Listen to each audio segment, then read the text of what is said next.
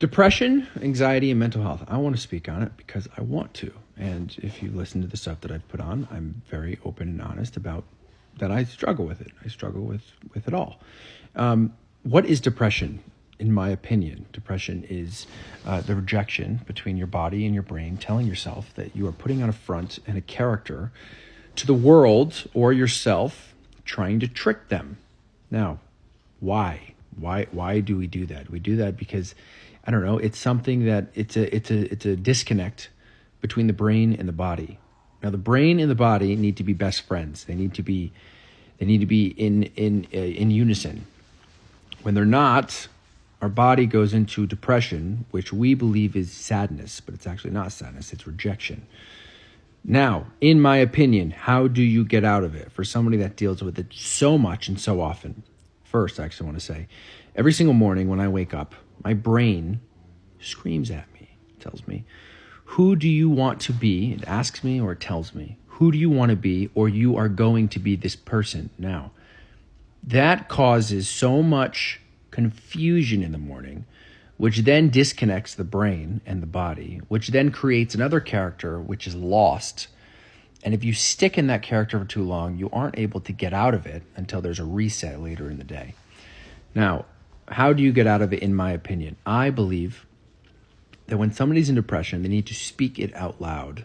They need to speak out loud to themselves, to ask themselves and figure out which fake individual character version of yourself you're being, to then be able to figure out which person do you actually need to be, which is your true authentic feelings in that moment. If you don't speak it out loud, you can't figure it out, because if you speak it inside, some people try to speak it inside. I speak it inside sometimes, and that's wrong. If you speak it inside, it creates a disconnect between your brain and your body. It separates them. I believe that the brain and the body are two separate entities. Now, if those entities, your brain and your body, are not in unison, it creates an argument. And the brain and the body are arguing on a topic that is not actually in real life. It's a hypothetical. It's in the air. It's not even true. So when you speak things actually out loud, it takes your brain and your body, it connects them and actually puts it against the conversation or the topic that's actually being at play. So for somebody that deals with anxiety, depression, mental health, all the things, I make this video because if I can help one person, it was worth it. If you struggle with it, I suggest, in my opinion, speak it out loud. Speak out loud everything. Go for a walk, speak everything out loud into existence.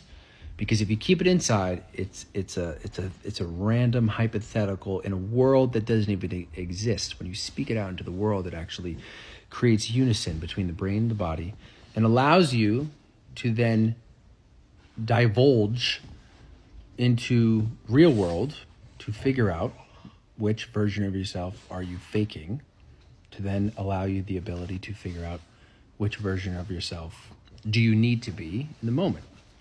That is true feelings. So yeah, I don't know. I just wanted to speak that. All right.